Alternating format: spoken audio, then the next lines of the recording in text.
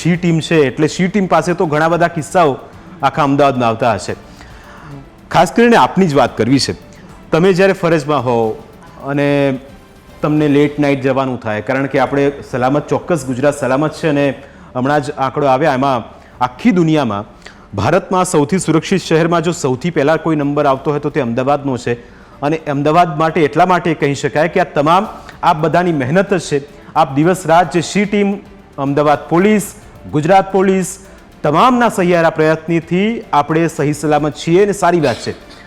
આપને મારે પૂછવું છે કે જ્યારે આપ લેટ નાઇટ ડ્યુટીમાં હો અને ક્યારેક મોડું ઘરે જવાનું થાય તો આપને ક્યારે કોઈ આ રીતે આપને અનુભવ થયો હોય એવું બને? એકચ્યુઅલી ઘણીવાર એવું થતું હોય છે, પણ હું એને મોટો બનાવતો નહીં, પણ જેમ કે રાત્રે નીકળતા હોય સામે વિધાઉટ યુનિફોર્મ છે ને, આજે હું નીકળ્યું છું તો મને બી એવું થાય કે ખરેખર અમારું ગુજરાત તો બહુ, આપણું ગુજરાત બહુ સેફ છે, અમદાવાદ બહુ સેફ છે અને છે જ. તો એક મારું પોતાનો પોતાનો જે ઘટના છે હું કહેવા માગું છું.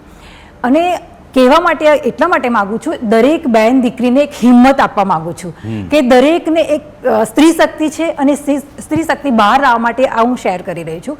એટલે જ્યારે કે હું એકવાર મારી ડ્યુટી પૂરી કરીને લગભગ 10 વાગે હું જતી હતી અને બે યંગ છોકરા એઝ એ થોડે ફની કે ભાઈ હાય તેરા દુપટ્ટા નિકાલ કે મુંહ દિખાય એમ કરીને કોમેન્ટ કરતા હતા. હું ઠીક છે જવા લાગી ત્યારે મને દિમાગમાં વિચાર આવ્યો કે આવી રીતે થઈ રહ્યું છે તો હું તો જે પોલીસ છું તો હું જ આને એવોઇડ કરીને નીકળી જઈશ તો આમને કાલે વધારે હિંમત આવશે અને કાલે કોઈ મોટો બનાવ બને તો કોઈ મોટો બનાવ ના બને, કોઈ બીજી છોકરી સાથે આવી છેડતી ના થાય. તો એના માટે તરત જ મેં મારું સ્કૂટર સાઈડમાં કર્યું અને એની સાથે હું સ્માઇલમાં ગઈ, કારણ સ્માઇલ સાથે જવું તો જે ત્યાં ઊભો રહેવાનું છે. મેં બોલા બોલ ક્યાં છે, શું છે?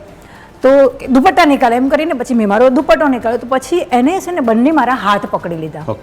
મારા હાથ પકડી લીધા મેં ખોલવા અને સતત પછી તો મને સખત એ શક્તિ આવી ગઈ કે ભાઈ હું પણ એક સ્ત્રી છું, છોકરી છું અને આ વસ્તુ મારી સાથે થઈ રહ્યું છે. આજે મારી કોઈ નાની કોઈ દીકરી સાથે થયું એ તો આ ઘટનાને એવોઇડ કરે અથવા એનો ભોગ બની શકતી હતી, પણ નહીં, મારે આની સાથે એક્શન લેવી જ પડશે, મારે આનો સામનો કરવો જ પડશે. અને પછી મેં, કારણ કે હું પોલીસ, મને તરત જ એક્શન થયું કે ના હું મારો બચાવ કરું. મેં મારો બચાવ કરવા માટે હાથ ટ્રાય કર્યો ખોલવા માટે, મારા હાથ નહીં ખુલ્યા. મેં એને પ્રાઇવેટ પાર્ટ પર એક કિક મારી એટલે એની બધી તાકાત નીકળી ગઈ. એટલે મારે એ કહેવું છે કે આપણને એ પણ ખબર હોય સેલ્ફ ડિફેન્સ, પોતાને આપણો બચાવ કરવા માટે સામેની વ્યક્તિને કેવી રીતે કરી શકે. એટલે એ એક તો એની શક્તિ ગુમાવી બેસો તરત જ. પછી શું કે 100 નંબર કોલ કર્યો, કારણ કે મારે હવે બતાવવું છે કે આને પકડ્યો છે અને આપણે એને સબક શીખવાડવો છે.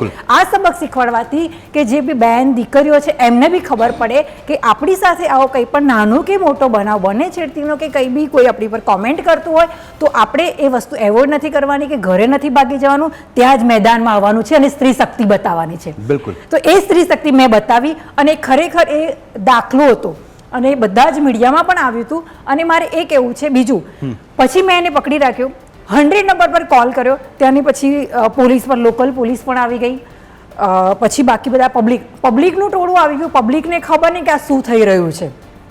પછી ત્યાં સુધી મેં એનો સામનો કર્યો, મેં એને પકડી રાખ્યો. એને પકડી રાખ્યા પછી એને પોલીસ સ્ટેશન લઈ ગયા અને મને પણ થોડી ઈજા પહોંચી હતી, પણ મેં એને છોડ્યો નહીં છેલ્લા સુધી, જ્યાં સુધી પોલીસ પબ્લિક બધા ભેગા થઈ ગયા. એને પકડીને પોલીસ સ્ટેશન લઈ ગયા, એના ઉપર કાયદેસરની કાર્યવાહી કરવામાં આવી.